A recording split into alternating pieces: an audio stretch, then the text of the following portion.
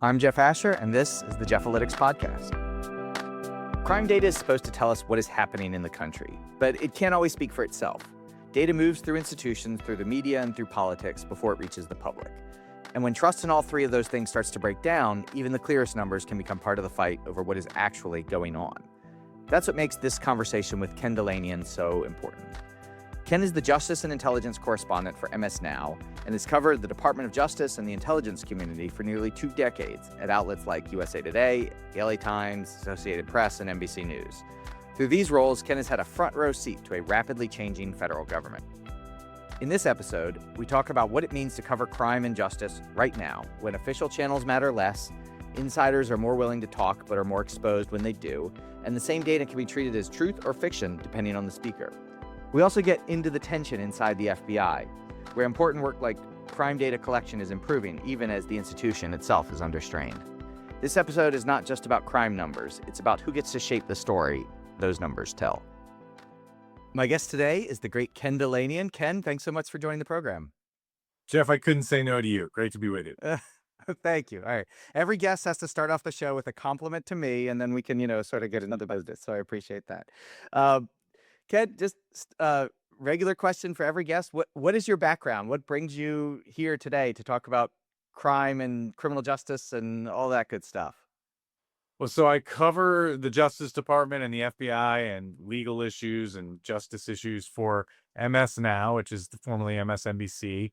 And as people may know, it just split off from NBC News, where I was for the last 10 years, covering these issues for both NBC and MSNBC and the website, where we had many conversations, and I quoted you in many stories about the phenomenon of people not believing the crime numbers and what was happening with the crime numbers. I cover FBI disclosures of crime data, although, these days there's so much crazy stuff going on in the justice space that crime data is not getting maybe as much attention as it should, except when Donald Trump talks about it.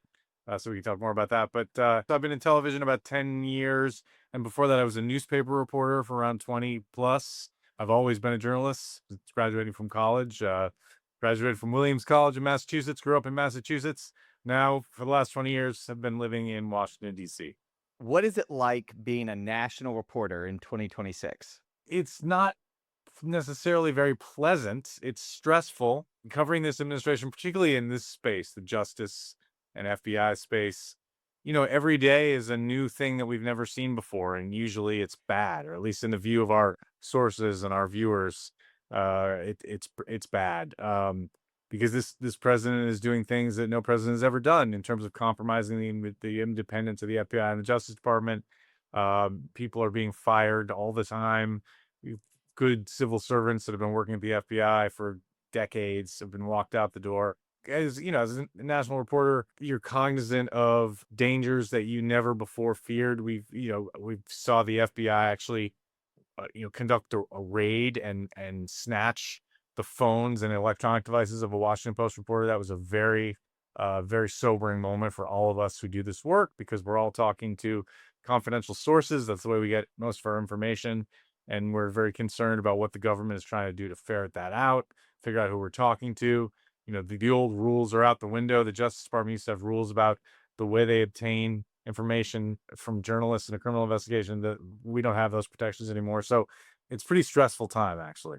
These changes that you talk about, has that made it easier, like firing civil servants and potentially people that have been in career jobs for decades that are now unhappy?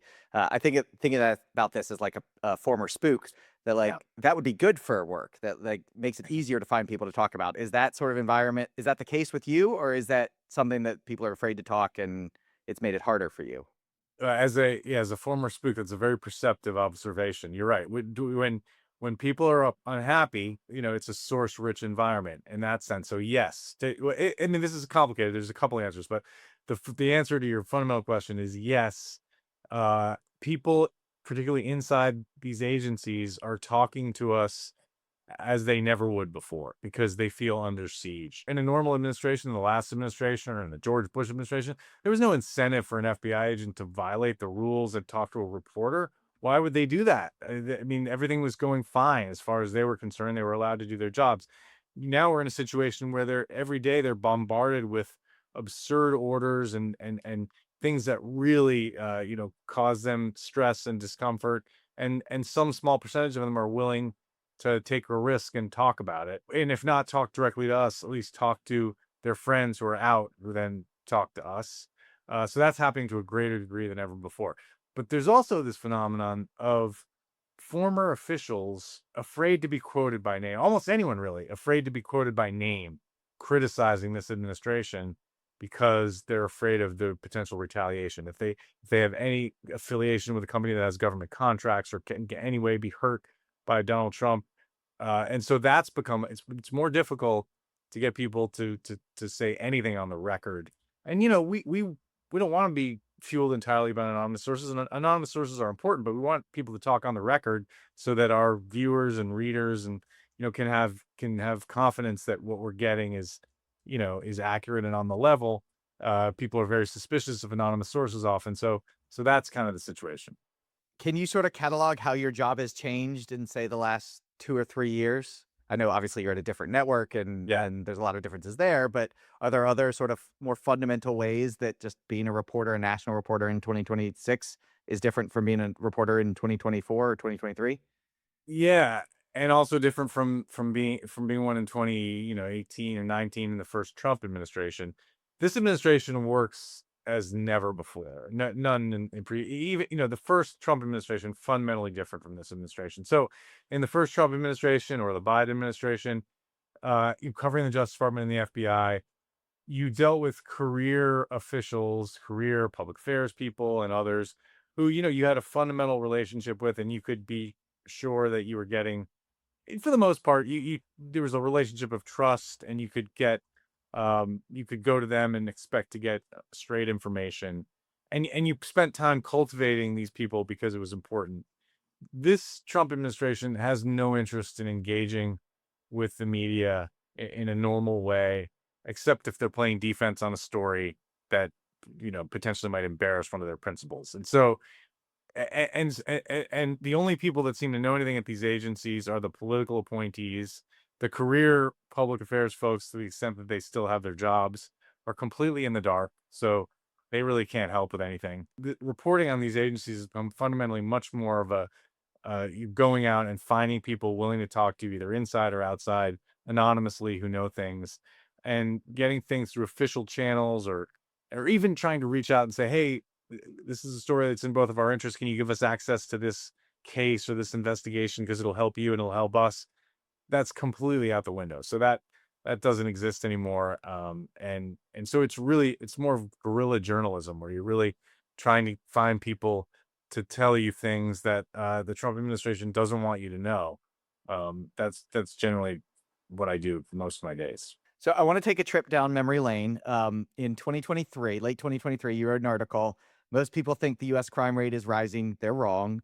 Almost 80% of Americans and 92% of Republicans think crime has gone up. It actually fell in 2023. An expert blames a familiar culprit for the mistaken impression. Do you remember that article? Of course, yes. So obviously, I was the expert. We talked about that. I remember I got a lot of blowback about that, and blowback may not be the right word, but maybe it was on social media. What was the response for you? Does that stand out?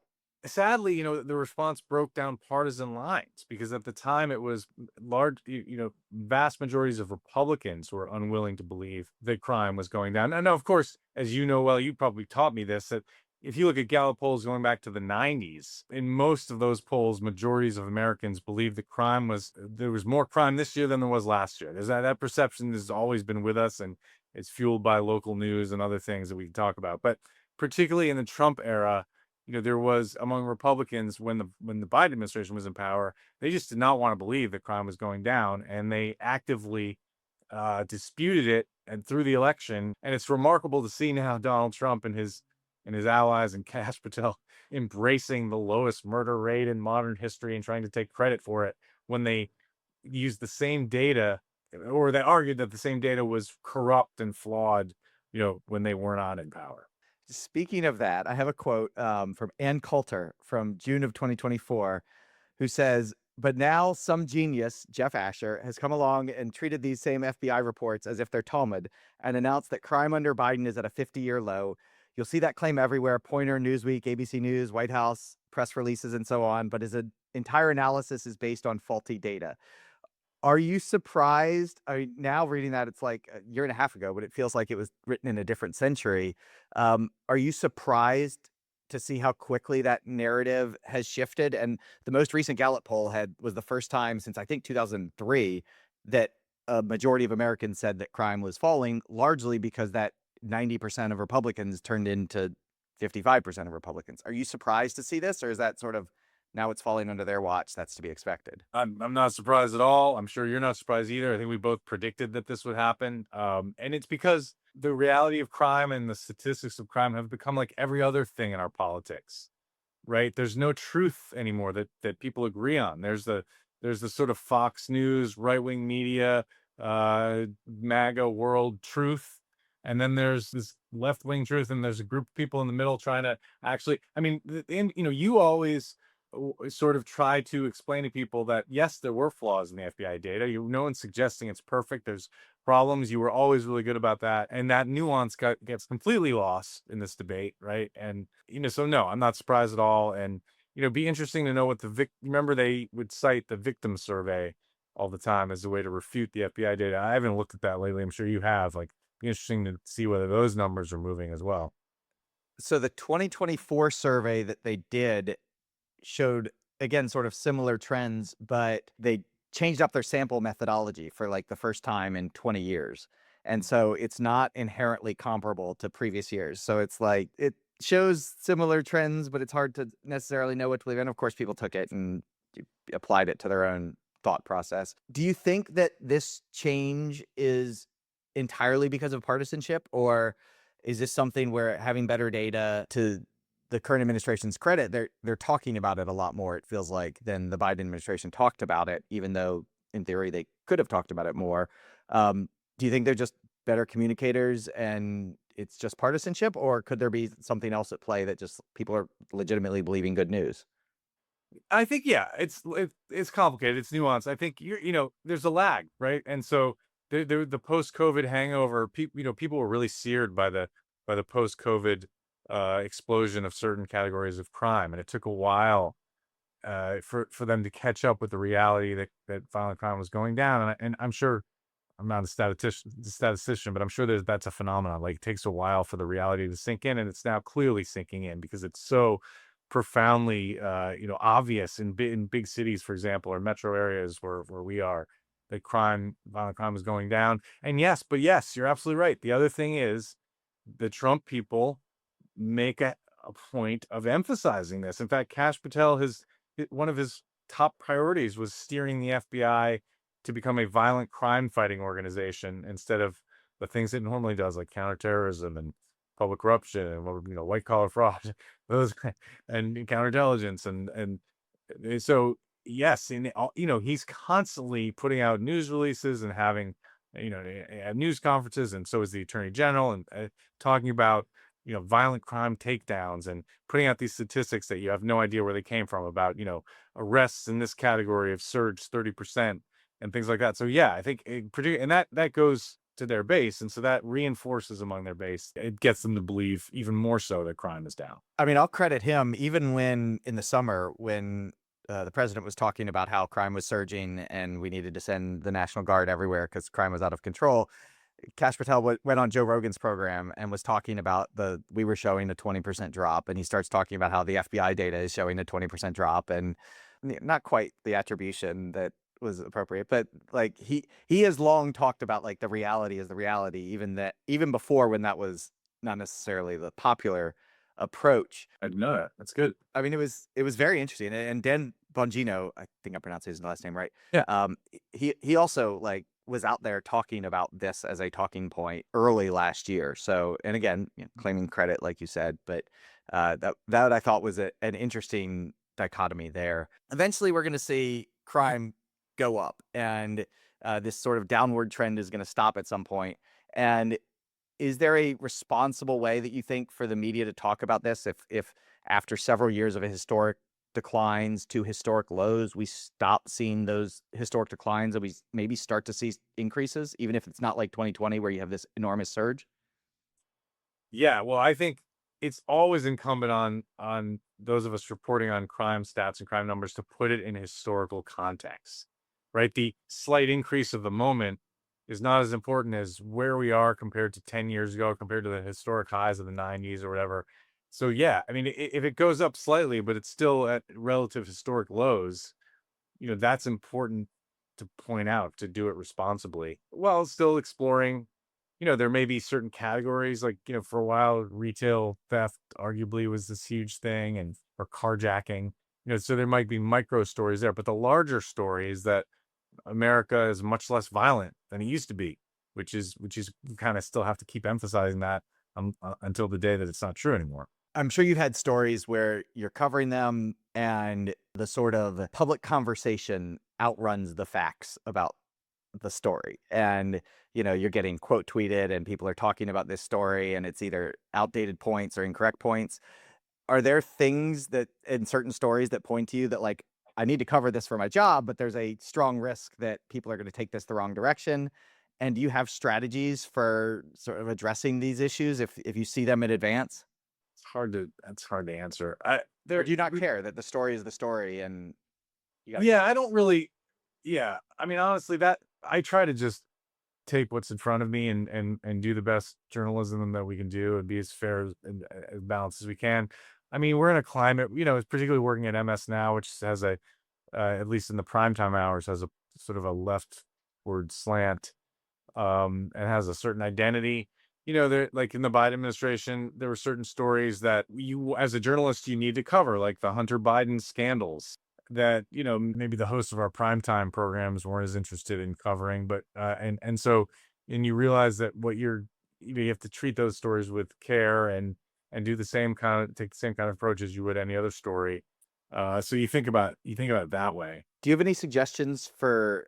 I love the quote that the media doesn't cover the planes that land.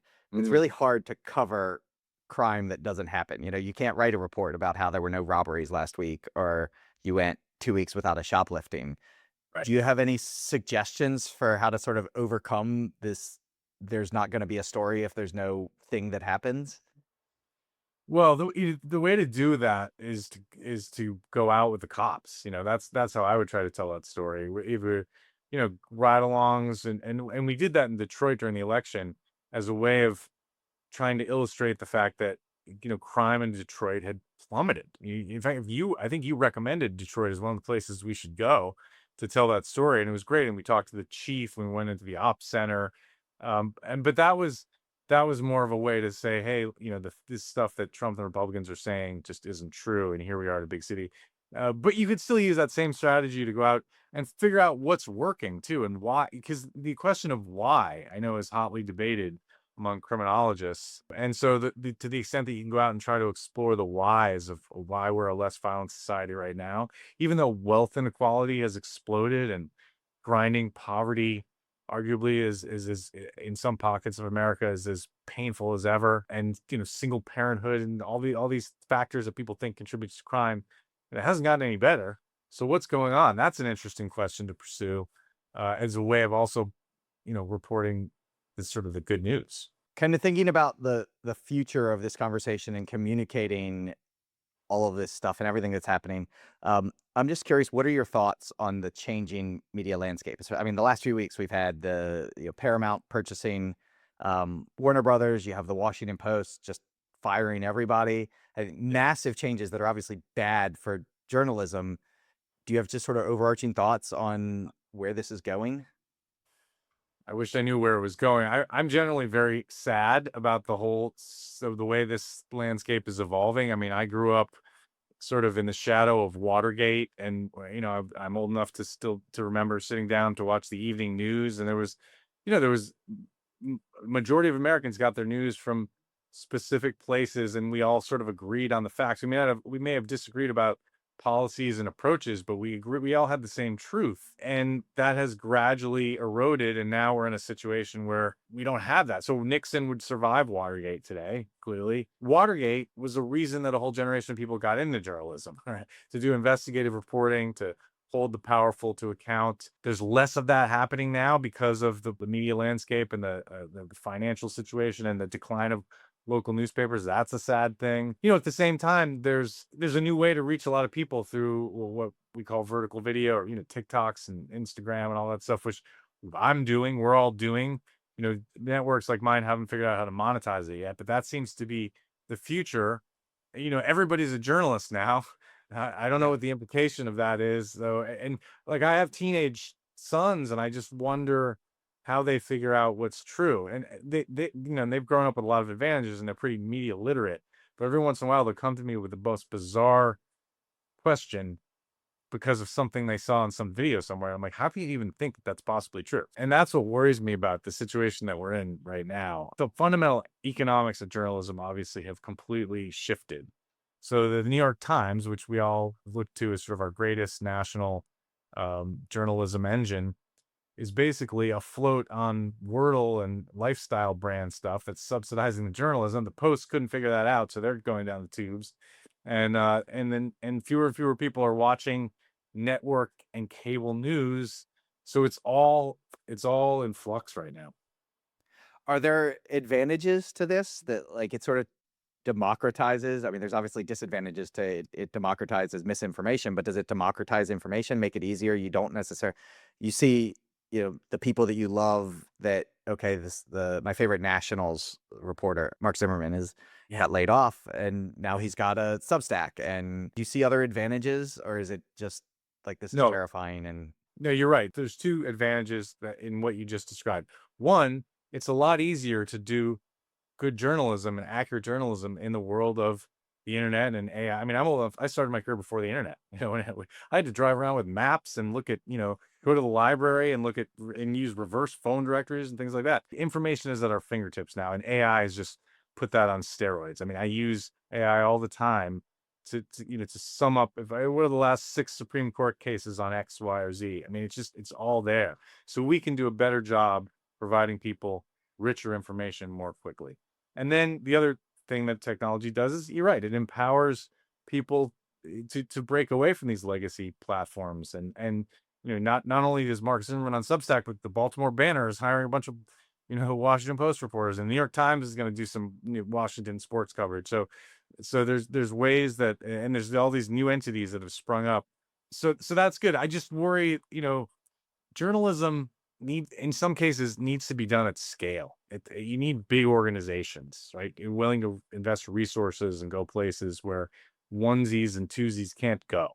And we're losing that a little bit in some areas, and that's irreplaceable.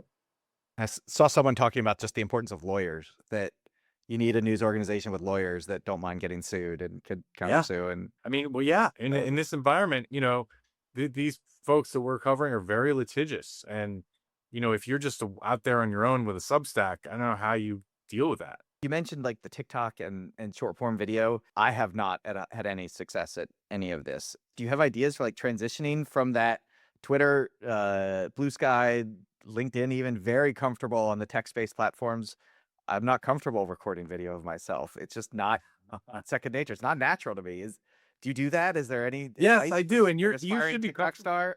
what you're doing right now is fine. Just do this without me and just talk to it's easy. No, I mean, it's easy for me because I have a whole support. There's a whole part of our network that just focuses on this. And they say, hey, would you make a social video on this thing that you just reported about the FBI director? And they tell me how to do it and what to do and what points to hit. And so that's, and yes, and we do that. And sometimes the traffic is huge on these things. I mean, way more than people are watching linear TV sometimes if it goes viral. But I don't think big media companies have figured out a way to monetize this in a way that, makes sense. So we're doing it right now to get audience, but I don't think the revenue is there. And so people have to figure out that model. Does it drive web traffic at all? I have noticed we have a Instagram channel, and we occasionally have gotten some that for us is like pretty good, a couple thousand views on a video, and it tends to drive traffic. Do you guys see that as at least an incentive to do it, or I is think that so. I'm not the connection? best person to ask, but I think I've heard the folks say that is, yeah, it certainly expands the audience, and particularly it reaches different people who aren't watching cable news, because apparently, kids today sort of relate to a specific journalist, and they build trust with specific figures. And so if you're out there with your face in enough videos, you can build a brand and then attract that audience. All right, so I need to figure that out. I have Yeah. my kids are all under 10 right now, but I like when I think about this, I think, how would I reach them if I Right. did a subject matter that that I would actually want to reach my kids with information about it. But it's yeah, it's such a unique and foreign challenge. It feels like. Yeah, for Um, sure. you mentioned AI. I want to ask about that because it's got so much incredible potential and obviously the pitfalls. Do you think a lot about how that's going to impact your job, both how it is already? You talked about that, but how it will into the future. Yes, I mean, I'm at sort of in the twilight of my career here, so I'm sort of thinking I can get out of this before we're all replaced by AI bots. But it's pretty clear It's six that, months. yeah, I mean, I don't know if you saw this, but there was a story recently about, I forget which newspaper this was, but there was a controversy because some newspaper editor wrote a public post about how a job candidate withdrew because their policy is that at our newspaper, we're going to do the reporting, but AI is going to write the stories. And he was arguing this is a good thing because AI can't go out and meet with somebody at a coffee shop and talk to sources, but AI can coherently write a news story very easily. And that was sobering to a lot because a lot of us old newspaper reporters, the writing is part of the joy of doing the job, right? And communicating to an audience. But already you're seeing AI supplant that because AI can write a competent news story if you give it the correct facts. How long before AI is probably AI right now could do a coherent nightly news broadcast and you wouldn't know the difference necessarily.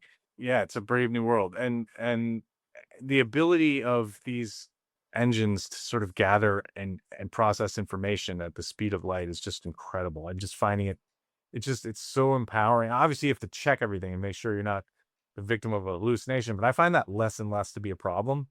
When it comes to stuff that's in the news and in a matter of public debate, they're on the ball and they're like finding stuff that would take hours before to find, even with Google searches and stuff. And that's super helpful. How do you feel about sort of the culture around acceptance of these types of things? I know it feels like it's sort of becoming more culturally acceptable in certain cases to use AI that maybe a year ago or 2 years ago it would have been horrific to use, and a lot of that is just a reflection of the technology improving that fast. Do you sense that people are accepting more of its use in journalism specifically, but also just sort of professionalism at large? Yeah, I think so. And when I talk to like lawyers and people in other professions, they say that clearly for entry level tasks, it's becoming a huge factor in how they do their jobs, and much faster than I think we all anticipated. And that's yeah, I think what you're saying is right. Is like the things that would have been unimaginable 5 years ago, we're just accepting now. And like at my kids' school, they're very rigorous about policing because they obviously don't want kids writing papers with AI. My kid's high school, but then I have another kid in college, and everybody sort of understands that AI is a part of the college experience now, and they're not as worried about it. It seems like. Interesting. Have they, like, shifted to different models of teaching to figure out how they're learning? Like, how are they actually learning the material?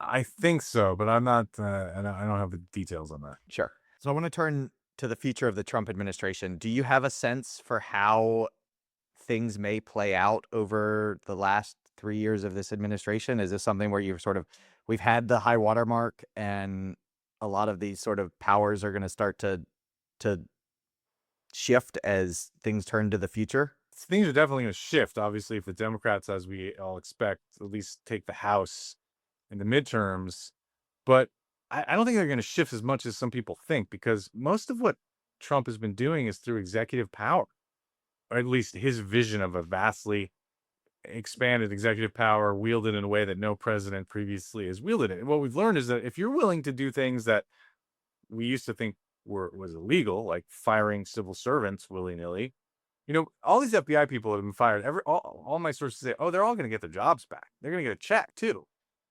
All these firings are illegal, is what legal experts say. But the Trump people don't care. It's fulfilling their mandate at the time, which is they're changing the organization, and it may be years before they get their job back. And you can multiply this times 100 across the government. I mean, USAID is not coming back, right? No matter what. And to me, that's just think about that one story is incredible. We had this foreign aid agency started by John Kennedy. Donald Trump and his allies wrecked it in about a month, and it's gone, and nobody even talks about it anymore. I mean, it's like, because we're moving on to the next massive thing that they've done, an earthquake of a thing. So no, I have honestly, I mean, we're only a year into this, and they've changed the government and society in profound ways. Now they're losing. They lost their attempt to use that executive order to intimidate law firms. That was a big deal. A bunch of law firms, remember, sort of capitulated and settled. Some stood up and fought, and those that stood up and fought, they won in court. So I think we're going to see things like that. The Supreme Court is going to presumably rule against them on birthright citizenship and maybe in some other areas. And so we'll gradually sort of constrain. So some of the things they set out to do, maybe on immigration, they're not going to be able to do. But fundamentally, what we're learning is a president who wants to push the envelope on executive power can really make a lot of changes that are, and as long as congressional Republicans continue to go along and the Senate is structured as it is with a filibuster, it's going to be really hard for Congress to stop them, I think. And so, what do you think of the implications for this, specifically for the Justice Department, if in 3 years there's a Democrat president?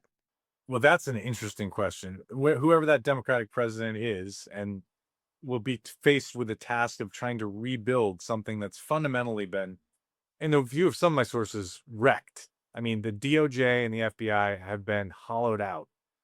The expertise has walked out of those places that is irreplaceable. And, you can't hire those people aren't coming back in 3 years. I mean, some of them might, but so they have to rebuild it. And then they also have to decide how much are they going to look backward and conduct investigations into and try to hold accountable people for the perceived corruption that we're seeing, the self-enrichment, our pardons being, is influence peddling taking place with pardons and other kinds of things, or are people tied to Trump enriching themselves through foreign governments? Is the Democratic-led Justice Department going to spend a lot of time going backwards and investigating that? Will there be some kind of Truth and Reconciliation Commission?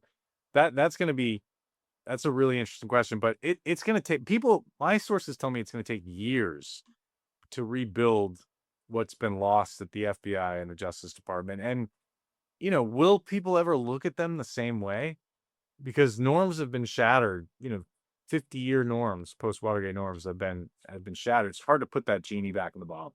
So, Ken, last question. What is next for you? Gosh, I'm just trying to figure out, what next story to do about the FBI and the DOJ and what they're doing, and whether Kash Patel can survive apparently Donald Trump's distaste for his Olympic escapades. What do you think? What are you hearing? We reported a while back that he was on thin ice. We might have saved his job by reporting that, because the next day Trump had a picture with him in the Oval Office. It's sort of like the old story about J. Edgar Hoover. It was reported that he was about to be fired, and LBJ appointed him for life. So,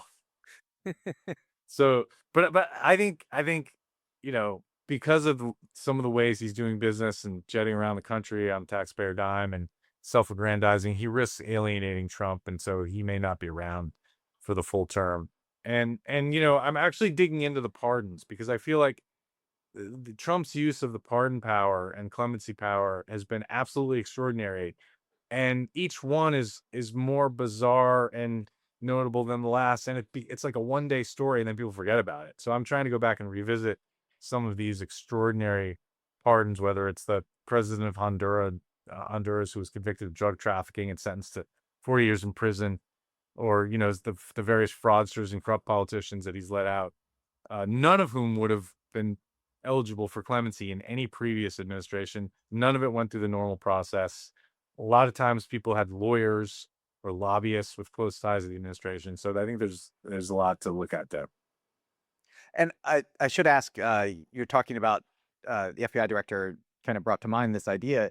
Obviously, the FBI director usually has a 10-year term to sort of separate it from the presidential politics. Is that right? And Trump has come in twice.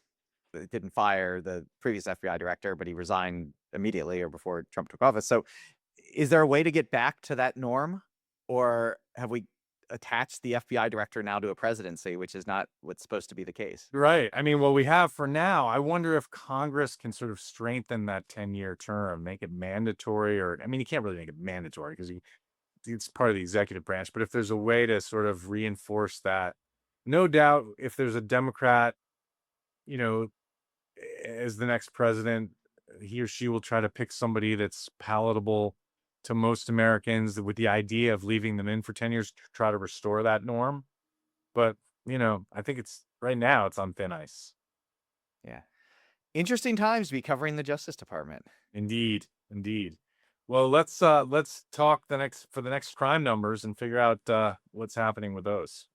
Yes, and I had FBI assistant director that runs these on the program, and it's weird to talk about the FBI like this and certainly see it, and then see what they're doing with their crime data collection, which is like worlds better than it was even 2 years ago. It's like a tremendous achievement for the FBI in my world, and then talk to yourself and you're the complete opposite with the same agency. Well, you know what? That's a good point to raise, okay? Because when I cover the big stuff, like the hot button issues, probably 80 or 90% of what the FBI does in the field offices around the country is the same as it was 4 years ago.